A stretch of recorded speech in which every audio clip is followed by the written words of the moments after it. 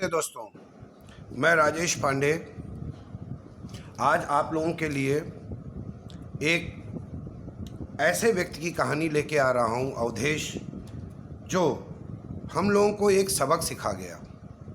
वो कहते हैं ना, कहानियां आप लिखते नहीं हैं, गढ़ते नहीं हैं, कहानियां घटती हैं। हमारे चारों ओर कहानी है, मेरी कहानी है, आपकी है, हम सब की है। हमारे चारों ओर कहानी होती है। कुछ ऐसी ही कहानी इस कोरोना काल की आज आपके लिए पढ़ रहा हूँ, सुना रहा हूँ। सुनिएगा, बहुत से प्रश्न और बहुत सी सीख दे के जाएगी यह कहानी। तो आइए सुनते हैं। जो हार जाए वो हौसला नहीं, यह हमें सिखा रहा है कौन? अवधेश। और यह एक तमाचा है सिस्टम, समाज और इंसानियत के ऊपर। तो आइए शुरू करते हैं कहानी अवधेश की। कोरोना काल में होली के बाद माता पिता मजदूरी करने दिल्ली चले गए। गांव की झोपड़ी में 13 साल के बेटे अवधेश और 2 छोटी बेटियों को छोड़ गए। कह गए कि जल्द लौट आएंगे, लेकिन लॉकडाउन में फंसे रह गए। बच्चों के पास जितना राशन छोड़ गए थे, काम चला। बाद में जो हुआ वह हमारे आपके लिए, इस समाज के लिए, सिस्टम और इंसानियत को आईना दिखाता है। यह तमाम झूठ जो प्रशासनिक, एसडीएम, लेखपाल, प्रधानों के तमाम झूठ इस काल में चल रहे हैं, उसको पूर्णतः नग्न कर देता है, आईना दिखाता है, हर दावे को झूठा करार देता है। लौटते श्रमिकों की यात्रा अंतहीन है। ओवीवी वैन में पत्रकार जाते हैं, उनके हाल पूछते हैं, स्टोरी लेते हैं, गाड़ी में, एसी गाड़ी में बैठते हैं और लौट लेते हैं। और फिर उसको चला करोड़ों अरबों न जाने कितना पैसा खींच रहे हैं, यहाँ से लेके यूएन, इंटरनेशनल मीडिया तक। लेकिन लौटते श्रमिकों की यात्रा अंतहीन है।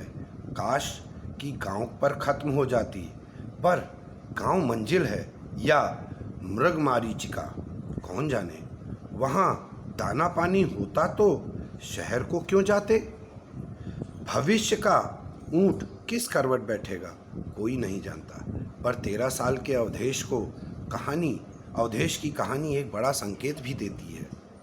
खुददारी, सूझबूझ, हिम्मत और हौसला बरकरार रहे तो मंजिल जरूर मिलेगी। पुरुषार्थ तमाम दुश्वारियों को पीछे छोड़ अपना अर्थशास्त्र तैयार करता है। उत्तर प्रदेश के लखीमपुर खीरी जिले के रिहरिया गांव, जहां रहता है अवधेश। उसके पिता रामप्रसाद और मां शिवरानी दिल्ली से अब तक नहीं लौट सके। 2 छोटी बहनों के साथ गांव में फंसे अवधेश के सामने खाने के लाले पड़ गए। 1 दिन बीता, 2 दिन बीता, 3 दिन बीता। बहनों ने भोजन मांगा।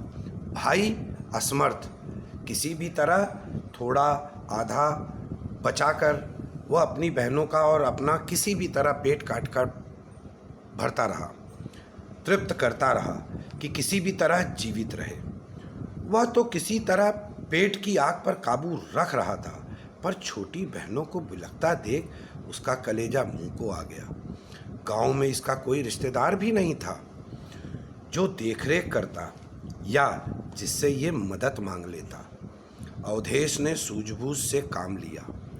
विवेक, सूझबूझ सामर्थ्य को बढ़ाता है। विषम परिस्थितियों में हमें आपको खड़ा होने का अवसर देता है। अवधेश ने सोचा, अब क्या करूं, ऐसा क्या करूं? उसने खुद से कहा, ये गांव वालों में से किससे मदद मांगूं? कौन मेरी मदद करेगा और मदद के बदले भविष्य में वह मेरे साथ क्या करेगा? किंतु उसने अपना हौसला मजबूत किया, अपने विवेक को सबल किया और अपने बहनों का जीवन बचा भी लिया। कैसे बचाया? अवधेश हर दिन गांव से दूर कोला बाजार से ताजी सब्जियां लाता और एक ठेले पर लाद कर कई गांवों में फेरी लगाता। जो कुछ कमाता है उससे अपनी 2 बहनों का पेट पाल लेता।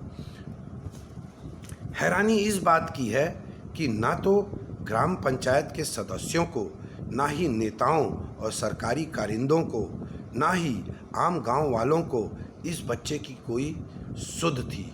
ना किसी ने सुध लिया। किसी के पास जाता तो वह उससे बोल देता, अरे भैया हमारी भी तो हालत खराब है। प्रधान के पास गया। प्रधान ने बोला, लोग तो वादा बहुत करते हैं, सुने नहीं हो कि जुमले होते हैं। इन जुमलों को सुनो और पेट भर लो। मैं क्या अपने घर से दूं? एसडीएम अधिकारियों के पास गया। हर व्यक्ति अपनी असमर्थता बताता रहा। कोई बोलता कि लॉकडाउन है, कोई बोलता रेड जोन है। वह बेचारा पूर्णतः हताश। किसी भी तरह उसने इस फेरी का बंदोबस्त कर गांव-गांव सब्जी बेचा, अपनी बहनों का पेट पाला। अब समस्या इस जगह आती है कि अवधेश एक बड़ा सवाल खड़ा कर रहा है कि समाज के हर जिम्मेदार पर सवार खड़ी करने वाली उसकी यह घटना, इसके लिए करीब 3000 की आबादी वाले रहरिया गांव को जानना चाहिए। उस गांव को ही नहीं, हमें आपको इस कहानी से परिचित हो, कम से कम अपने आसपास नज़र दौड़ाकर देखना चाहिए किस स्थिति परिस्थिति हालात में लोग गुजर रहे हैं। यहाँ के हालात मिले जुले हैं। किसान भी हैं और नौकरी पेशा भी, परिवार भी, गरीब भी हैं और अमीर भी। पर किसी का ध्यान अवधेश की ओर अब तक नहीं गया। गांव के करीब 50 परिवार मजदूरी पर ही निर्भर हैं, जो रोजगार के लिए महानगरों की नौकरी करते हैं। इन नौकरियों से जो पाते हैं उससे अपना पेट भरते हैं, परिवार का लालन पालन पोषण करते हैं।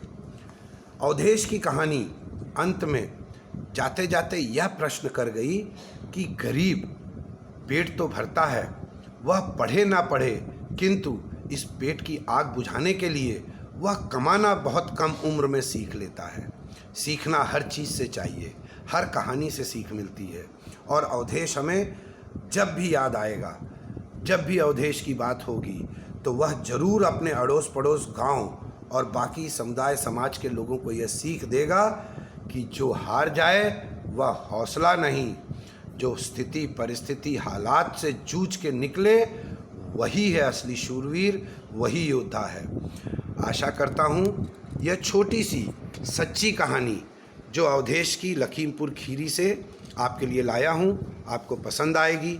आप सोचेंगे कि यहाँ लोग फ़ोटो खिंचवाते हैं, एक पैकेट दे दिया, एक दिन का भोजन दे दिया, एक टाइम का भोजन दे दिया और 5 आदमी उसकी फ़ोटो खिंचवाने पहुँच जाते हैं और भिन्न भिन्न जगहों पर सोशल मीडिया पे अनेक प्रकार के जगहों पर उसको प्रसारित कर अपने लिए गौरवान्वित होते हैं। किंतु ऐसे बहुत से घर हैं, बहुत से स्वाभिमानी लोग हैं, बहुत से उपेक्षित हैं जिनकी कोई सुध नहीं ले रहा है। उनकी सुध कौन ले? आइए यह संकल्प लें कि जो कमाएं उससे स्वयं का भरण पोषण करें और कम से कम यह कोशिश करें कि उसका एक हिस्सा, वह हिस्सा ज़रूरी नहीं है कि आप 100 रुपये कमाए तो 90 उड़ा दीजिए, 50 उड़ा दीजिए, नहीं, कम से कम उस 100 रुपये के उसमें हिस्से में आप 10 रुपये का अनुदान किसी भी ज़रूरतमंद को करें। अवधेश को मेरा सलाम और आप लोग को भी मेरा प्रणाम। कृपया इसको जब लाइक करें तो चैनल को सब्सक्राइब करें, पोस्ट को शेयर करें और कमेंट के द्वारा मुझे अवगत कराएं। धन्यवाद।